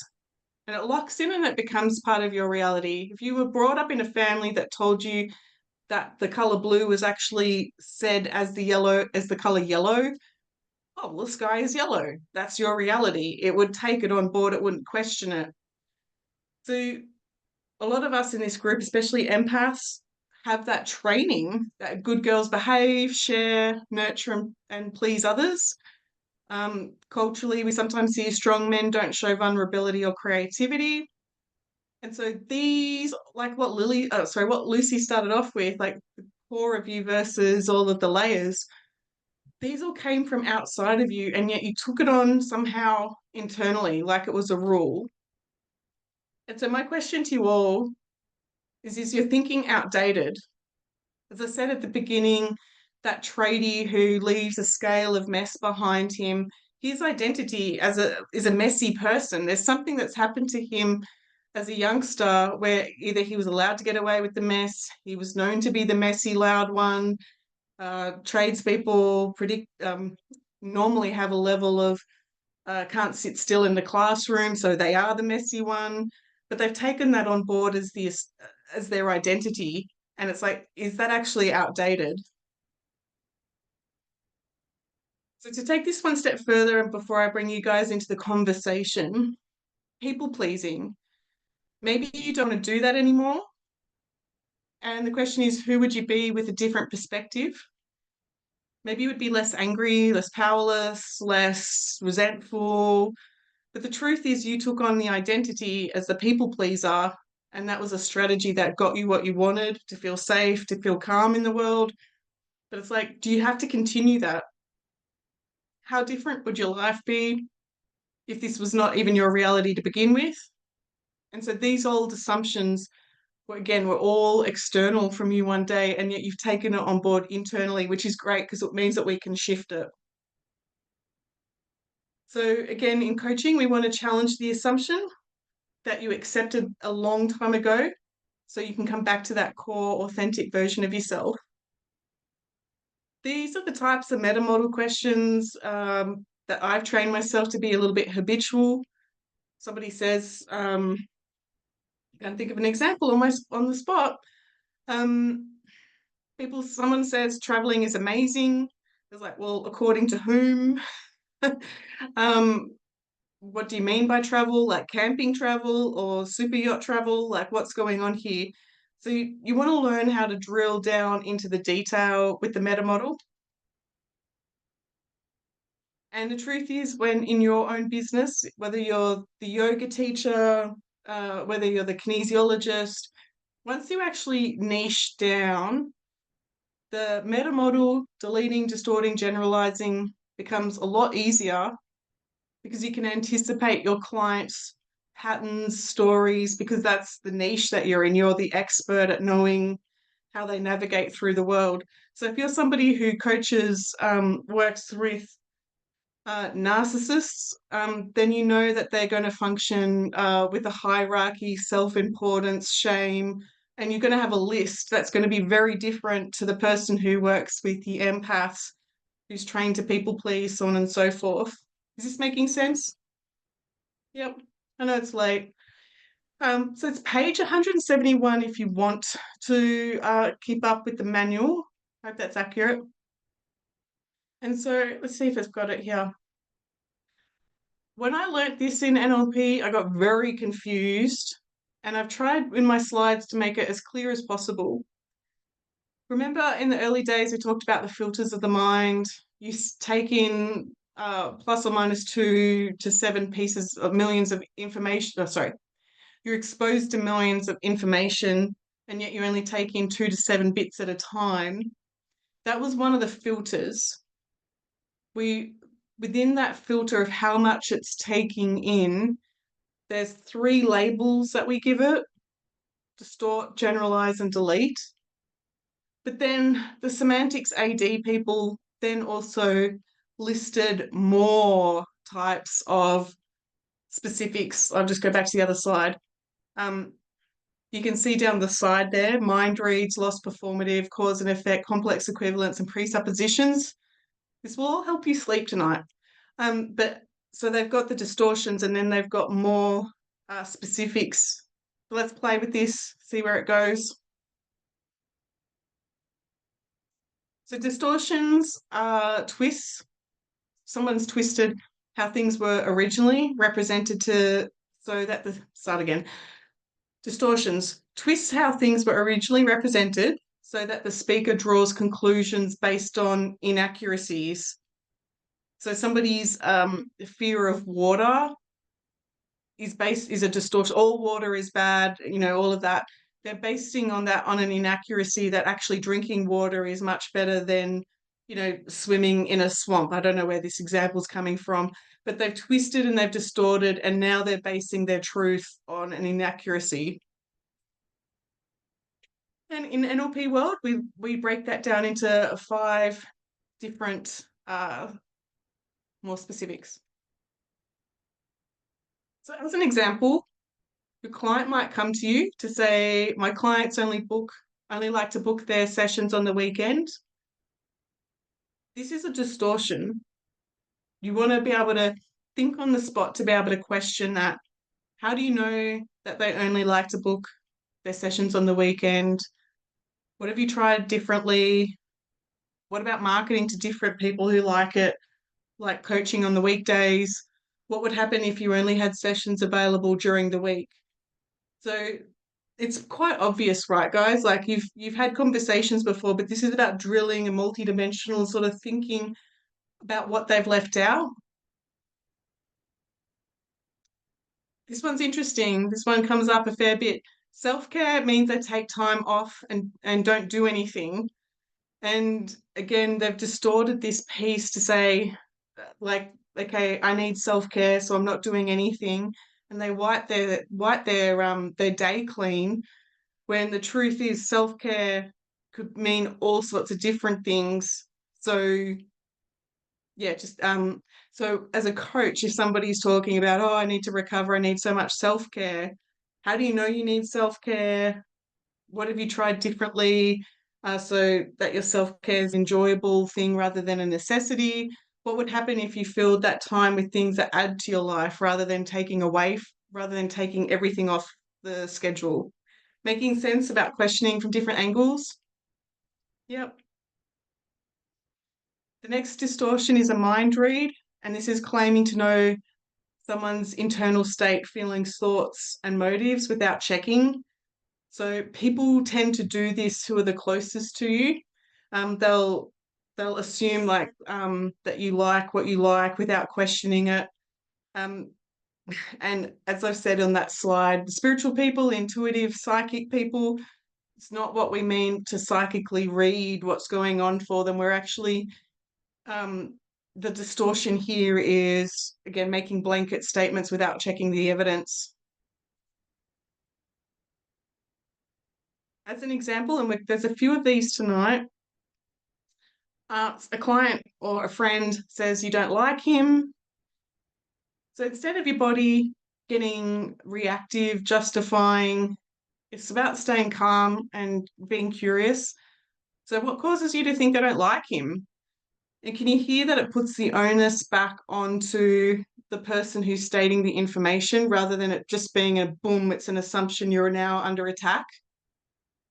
Yep. So yeah, this is the mind read piece. So the lost performative. This one leaves out the source of judgment of who actually made the opinion. So this comes back to, where did you get that from? Who says? This could be like teenager language of a teenager saying everybody has a phone. Well, it's like, according to who? Like who said that to you? You've left out big chunks of information. As a quick example, a client, someone on Instagram may say it's good to eat fruit and veggies. And you kind of want to check in, like, according to whom? How do you know it's good for you? And then recover the source of the belief. So you're actually working on the belief rather than the assumption. One there that's coming up, I can't remember if it's a slide, is somebody saying that eating junk food is bad for you. Well, the truth is, if you've been stuck on a desert island and I rescue and all I've got is Mars bars in the boat, then that might actually save your life. Like, so junk food in what context? Cause and effect implies that one thing causes another. This is a lot of people's beliefs, and people will use this to manipulate you You can hear it in people's language. Because you're a great learner, you will understand NLP easily. I can either use that as a hypnotic embedded command if it's in your benefit, or I could use a cause and effect. Like, yeah, if you don't clean your room, you're going to hell. Like, it's you could put the fear in somebody. And so, yeah, again, examples on the spot. They're not great. This one's a good one to take notice of when you're talking to people. When someone says, you make me angry, you won't remember. I don't remember this on the spot, but I do remember the concept of asking this question. How does anything I'm doing cause you to choose to feel angry? From the group, what do you think of that? How do you think of that? What comes up when you see that response? Like, you make me so angry. What do you think of that response? Yeah. Anyone want to share if they would be able to even remember that on the spot? Who's the calm fighters in the group? Who would be like? I think I might memorize that though. It could be quite handy, couldn't it? You got to use it with your husband, your kids, just people in general. No, I really like the way it flicks it around. It's like you're choosing to feel this way. No, it's not me. Yeah, and that's Haley, you make a good point, because when I've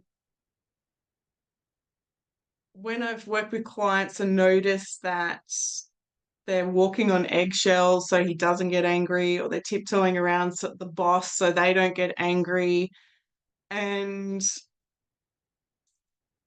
I always want to check in with them about how they feel they're responsible for somebody else being angry. Like, how is that even possible? Somebody who walks in the room and notices an angry person, and it's like, I've got to get out of here, or I've got to do something to make the energy calm. And it's like, you really don't. Like, you energetically, instead of getting down in the hole with them, being angry, walking on eggshells, all the things, like, okay, well, I'm over here, and when you're ready to be grown up, talk to me, I'm here. So yeah, anyway, different point of view. Okay, complex equivalence. This is when two experiences, clients will put two experiences to mean the exact same thing. So we see this in marketing a fair bit. So Coca-Cola means that you're sexy. Let's just stick with that one at this late hour. And it's like, it actually doesn't. One's a interesting drink, and sexy and attractive is a different thing. But in marketing, they'll use your unconscious mind and complex equivalence to confuse you, and for your mind to distort and just assume that to be the truth. So as a coach, you want to be able to compartmentalize and disconnect it when you're noticing your clients doing that. This one's interesting. He's always busy, which means he is important. So how does him being busy mean he's important? Have you ever been busily doing something unimportant? Yeah. Does that one sort of hit home when you sort of see people super busy and you're like, oh, okay, they're important? Like, no, that's an assumption. That's a distortion that you've just done.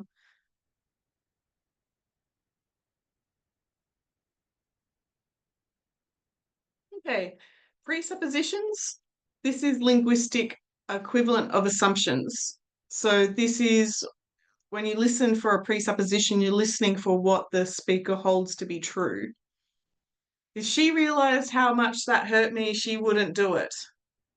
And of course, with NLP, we can flip that around. How do you know she doesn't know? Did I say that right? Even I'm confused. How do you know she doesn't know? How do you choose to feel hurt? How do you know she could stop doing it? So again, flipping it around to start to disconnect where they've put these assumptions together. All right, this is the second one, generalizations. Thankfully, there's only two. So we've just covered distortions. The generalizations have two categories now. truth be told, if I can beat you with your question going, well, the generalization, the distortions, they sound kind of similar. They do. They do. So generalization, so distortions were twisting the truth and making assumptions. Generalizations is jumping to a conclusion on little evidence. Oh, there's 3 categories. The other page said 2. Having a business is hard work. There's a blanket statement here. So again, what's been generalized? Who says having a business is hard work? How do you know having a business is hard work? Is there any part of having a business that's easy? So we're breaking down the assumptions instead of it being one fixed mess. I need to have a balance in my relationships. Interesting. Who says, how do you know? Are there any times in the relationship when you can simply receive without giving? Interesting question there. Okay, the next one, we're getting there, is the universal quantifiers. This is often used by liars a lot. So if you're in a situation where you think somebody's lying to you, this one is a very good indication. If they're using universal quantifiers, they're not being specific, they're chunking up so you can't catch them in the lie. But a universal quantifier is misleading. Misleading words that are universal generalizations that have no referential index. So they have no one to point to. All, everybody, always, nobody likes me, teenager language. He never helps me clean the house. Anytime you hear the never in a client's language, it's like, you just question it. You just say never. What would happen if he did? So, the example just came and went then. He never helps me clean the house. I'm all like a universal quantifier is also like the always language. So I'm always depressed. I'm always anxious. And like, are you anxious and depressed when you're asleep? And so you can break it down. So instead of it being this big, huge problem, it starts to get smaller to know what to work on. This one for the people in the group who are going to work with soul contracts, past lives, more of that spiritual side of things. This is huge.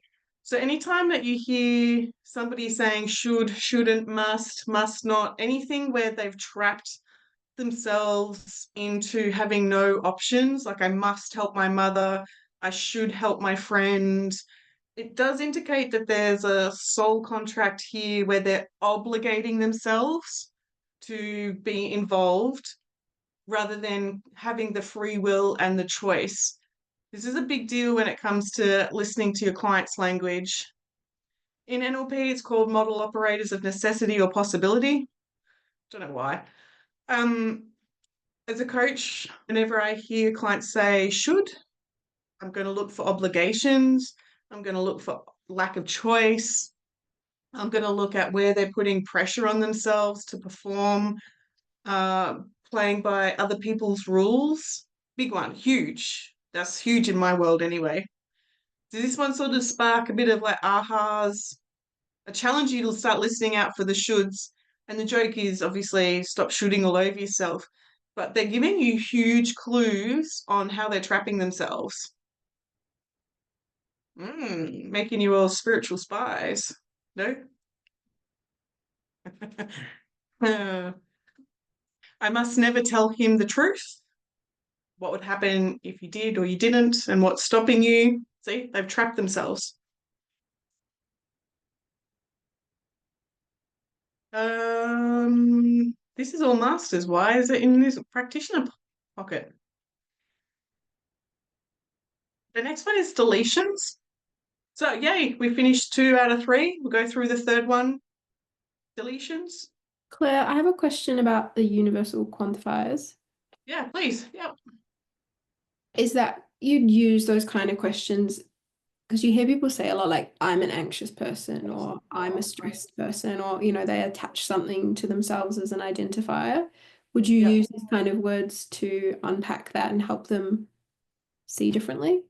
Yeah. One of my most favorite things to say, and I think Ash has done a lot of posts on it, when I taught her about how do you do anxiety, and instead of identifying to anxiety being part of me and I can't escape it, I taught Ash to have a look at how do you do anxiety, so it's separate to you. You can see it on a movie screen, and then it's able to work out, look at that, when I think about leaving the house, I now do anxiety, rather than I'm anxious when I leave the house. I have, what is it, agoraphobia or something. So yeah, you definitely take apart the piece, deliberately taking apart the puzzle to make a whole different picture. Yeah, cool. Thank you. Yeah. Anyone else got any questions? I know this reason I left this till late at night. It's quite thought-provoking, but hard to get the whole group involved in some of this stuff. Like, anyone got any other questions? But I'm curious about like, it might be another later question, but like line of questioning. Like, is there a way that you can question in such a way that you get them more towards clarity? Because I feel like sometimes I ask questions, but I don't know where I'm going with them, if that makes sense. Yeah. So next week we're going to do structure of a session, and I'll teach you how I do it. It's not normally in the NLP syllabus. If you want to jump ahead, there is on the website in the NLP menu how to structure a session, and there's already the questions there. But it's a bit of a dance. It's about what's the problem, how is it a problem, and then therefore what do they want instead. So what I did in the video today, when I was saying, hey guys, I can pick up on the stress. So I worked out the pain point, the problem. And then I also invited you to think about what makes up a good day. And so notice that there's a contrast here. So what's the gap that's stopping you from having that? What limitation? And so tonight we were able to do timeline and hopefully sort of bring that bring you closer to what you want. Does that kind of make sense? Yeah. Yep. So it's really getting the client involved to know what's the problem, how is it a problem, but they also need to know what is the solution that they're wanting, not what I'm assuming. Yep. Yeah, and why maybe they want that solution, to give that bit of like motivation behind it. Next point there on that one, Rachel, is in coaching, we don't tend to ask why, because of the use of why when we're a child, and we have to justify, why did you do that to your brother? Like if I had said to you, you know, why did you choose those shoes or those slippers that you're wearing? Shame. Can you feel yourself sort of like, wait, what's wrong with my shoes, and having to justify? So normally I would say, well, what's the benefit of that? How is that a problem? It's a more thought-provoking question rather than going in for the jugular on why did you do that? Yeah, no. The other one you could do though is like if they've articulated like what do you want? I want a boat. You could say, well, why do you want a boat? Like, but I don't even think I would do. I think I'd still say, how would a boat be beneficial? Yeah, like what would it feel like to have that, or what would it look like, or like to like, would be a better line. So I was working on a client's beliefs with money today, and it was like, so what would that 100 grand give you? Yeah. Just to increase that desire, I guess, is what I'm kind of getting at. Yeah, not even to increase the desire, but like money side of things. People like go into scarcity, lack, and they're like, okay, to solve that scarcity and yet lack yuck feeling, I now need to make a lot of money. And entrepreneurs especially can get on that wheel of never enough. And so at some point you have to actually, you know, maybe they were a child and their mum took all their pocket money away and they were poor, blah, blah, blah. And so they have to have enough money so that they know that insecurity might go away, but it never does because they didn't address the root cause. So that's where that hustle and the burnout and the push starts to happen, instead of it being the thing that gives them pleasure. Probably threw a ton of information at you right then, but that's where you want to be a little bit curious about what's the problem? What do you want? What will that give you? Yep. Any other quick questions there? I promise you, got maybe 10-ish slides, or maybe a little bit more, but not many. I'll rush as fast as I can on this stuff. Deletions. Deletions are where people left out or what they lost. They left out in the information. Okay, big slide. Deletions are where part of the meaning is left out, what they've left out. Keeping in mind in NLP, if you want to be specific, people can be either internally or externally focused. Masters, we call it uptime, downtime. So if you think about people who are too kinesthetic, too much in their inner world, then sometimes as a coach, you want to be able to dial up their focus to the outside world, because they're deleting how much they participate in the world, because the feelings are so big and consuming. And then for other people, they can be too externally visually focused, not too much in touch with their emotions. So just thinking about not even information that people are saying, but how their body responds to what's being deleted. Okay, really quickly, there's 5 deletions in this category. I'm struggling with my business. They've left out something here. And as a coach, I don't know where we're taking this session. So I need to work out what's not working, the consequence of that struggle, what are they struggling with, how do they want it to be, all the things. It's too vague. Okay, so I'll look at you, Rachel, like you've been super psychic, and Elise with the questions, like they're the deletions, they're coming. I have depression, and it's like, well, how are you doing depression? They've frozen something in time, and they've just taken on board that as their identity. Like there's no flexibility here with nominalizations. Nominalizations are also like love and relationships. If I go back, I'm in love. It's actually, I'm not going to go there. It gets too complicated for tonight. So somebody who does a nominalization, there's no communication here. And you want to drill down into what's being deleted, who's not communicating, what to whom, how would you like to communicate?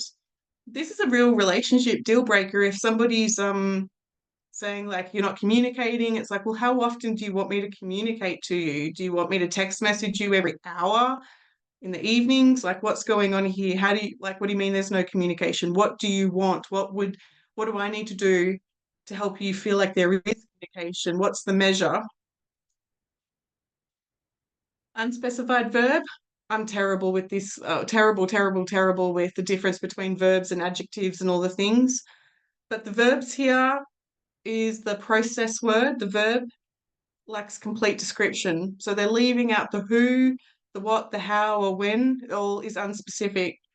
So I failed. It's unlikely that that every part of the project was a failure. So we need to drill down. Was any of it a success? He lied. You can use these questions in a coaching session. Who specifically lied? How specifically did he lie? Who specifically did he lie about? What specifically did he lie about? And to be able to get the energy that's behind it. Go to the next one very quickly. You can see why I said like go watch the other videos that are a lot more podcasts and a lot more fun, but hopefully this gives you a good anchor point into the Metamodel. Simple deletions, where certain words or concepts have been left out. I'm unhappy about whom or what.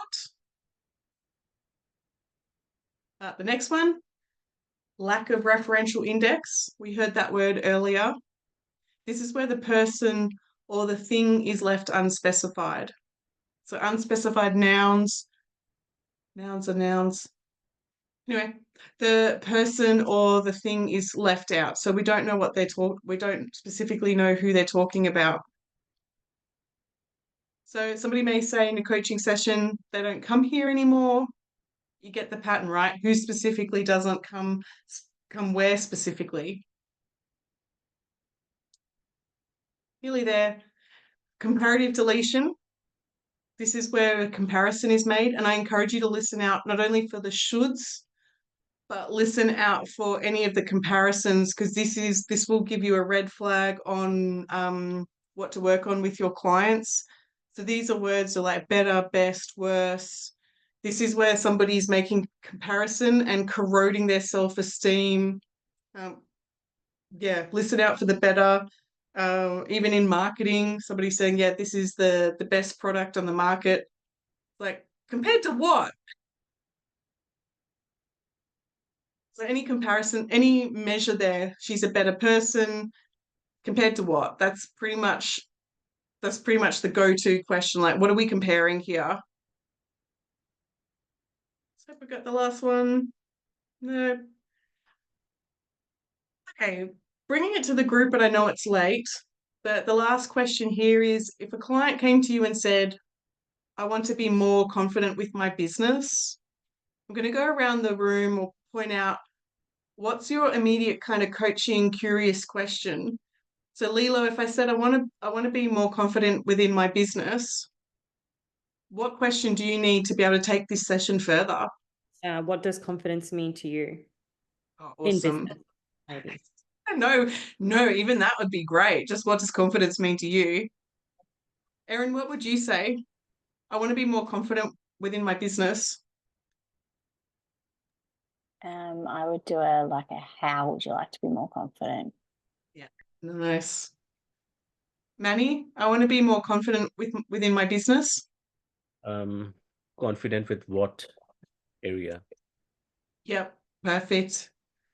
Nicole, I want to be more confident within my business. What info do you need to be able to take this session further? How do you feel about it now? Oh, good one. Yep. Good. Charlotte, gosh, where did that name come from? Courtney, I want to be more confident within my business. Mine was the same as Manny's. In what area do you want to be more confident? I'm going to go for a different one. I don't know, a different one. All right. Lily, I want to be more confident within my business. The only thing I can think of is, do you know what their business is? What is your business? Ask that. Yeah, exactly. Tell me more about your business. Yeah, know about the business. Yeah. Yep. Rachel, I want to be more confident within my business. I think Nicole already said a similar one, like where are you already confident in your business? But you could ask, what do you need to kind of like what would help? What tools, resources do you have that might do you there? Yeah. I thought you were going to say like what would give you more confidence, but yeah, what tools, resources do you need? Good on you, Lily. Wake up, everybody. Wake up. Sorry, there was a big mozzie and I didn't know this one. I'm so sorry. I can't get back. Sarah, I want to be more confident within my business. What?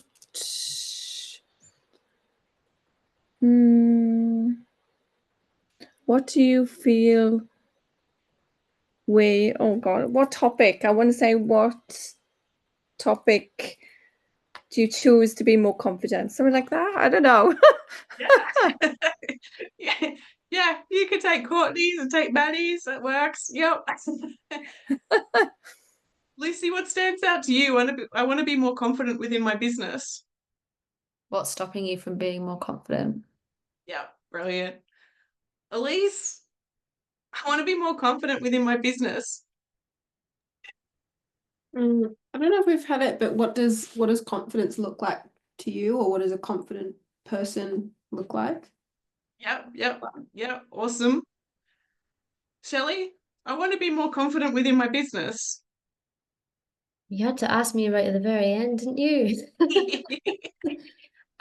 Could you really ask them, how do you know that you're not confident? Yeah, And absolutely. like Brilliant. examples of where you're not feeling confident. Yeah. Brilliant. Yeah. Hayley, lucky but lucky last. I was just like going from where Shell left off there. I'd be like, how will you know when you Yes. are more confident? Yeah, brilliant. Yeah, absolutely. Gives you a bit of a measure. I would also be looking at the word more compared to what. Yeah, what would that confidence give you? I would say, where in your world are you already confident? What would be looking at, where are you willing to take a risk in your business? So yeah, well done everybody, like thinking like coaches. Again, just another quick Claire slide. Types of metamodel questions. When did you decide that? When did you pick this up? Who was involved at the time? So it's pretty much just sort of like curious questions to drill down into the specifics. Oh, okay, so I've got my bonus questions at the end. Lily, we're about to wrap things up. Very quickly, what do you remember from tonight? What part of it? All of tonight? No, yeah, just curious to get your feedback. That was great. Timeline, Metamodel. Learn for me, that's a bit, I actually really struggle with the questions. So for me, it was actually really good to get examples and really structure how to look at a sentence and figure out other ways of asking them. A statement or whatever is not a sentence, a statement about themselves, and really understand how to create questions from that statement for me. Okay. Because that's a bit I struggle. I'm like, oh, I don't know what to ask you. So yeah, that was really good. It got my mind thinking. Yeah, on the Metamodel videos I sent, there's one there from Kathleen LaVale, I think her surname is, and she is actually the person who took over a big chunk of Richard Bandler's training. And so to get her insight into the Metamodel, I've listened to it so many times and sent it to so many NLP people. It's really, really juicy, really good stuff, but you're geeking out on the NLP Metamodel. And then the other one, Peter's one, oh my God, I've listened to that like 20 times. Do you know how to do the Metamodel? It's like, yeah, anyway. So if you geek out on this kind of questions, definitely go check out those videos because they will open doors to types of questions that will really keep your clients on their toes if that's what you want to do to them. Yeah. Thank you, Lily. Sorry, I put you on the spot there. Yeah. Lilo, what's something that you enjoyed tonight? Oh, wow. Sorry, my brain just shut off. I know. Something that I enjoyed tonight, Hmm. the script. Oh, yay! Yeah. I'm glad I could think. The enjoyment from that because it's so easy or because it's like it's to the point It was or easy and it made sense. It made a lot of sense. can I check then, did you do the holistic script or the limiting emotion script? Holistic script. You might challenge to play the limiting emotions one and see how your body responds to the difference.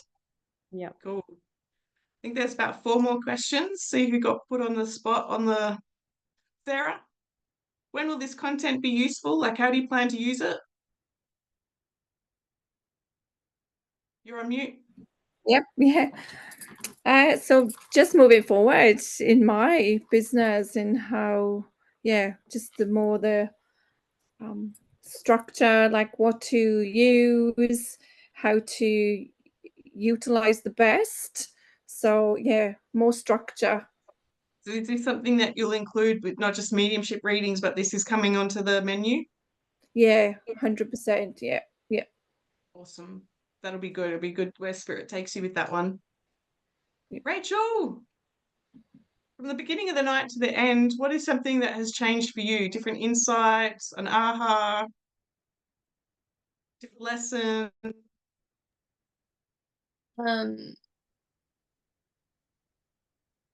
only thing I can think of is that I was feeling really sad and now I'm not. Yay! That's a real honoring for your personal. That's awesome. Yeah. Okay, I think there's like 2 more left. Haley, what's something that stood out to you?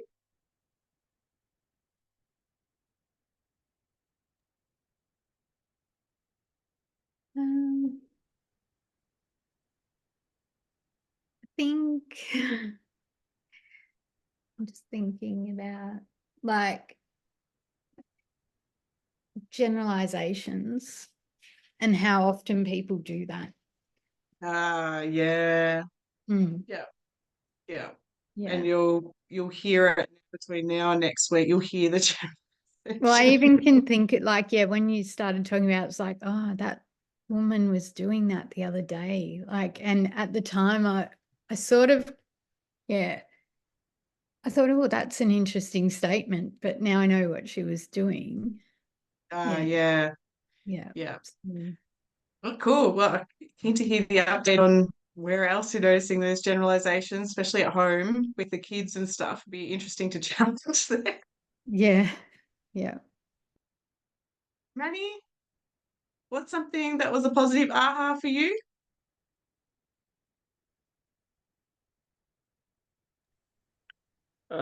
That we don't have to be scared about the script.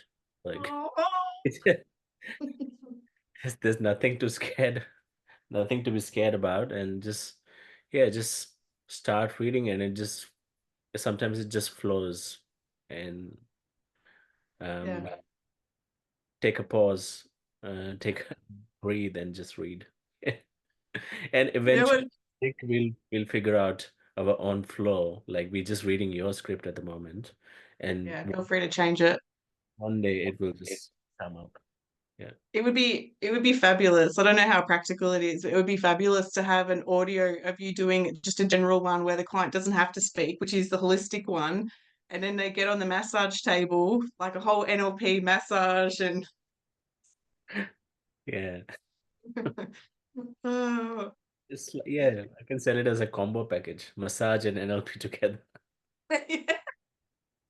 the whole subliminal thing that's going on, and then noticing when you get to the pain points of where you're holding on to your mother's shoulds, and you're like, yeah, there's the knot, like,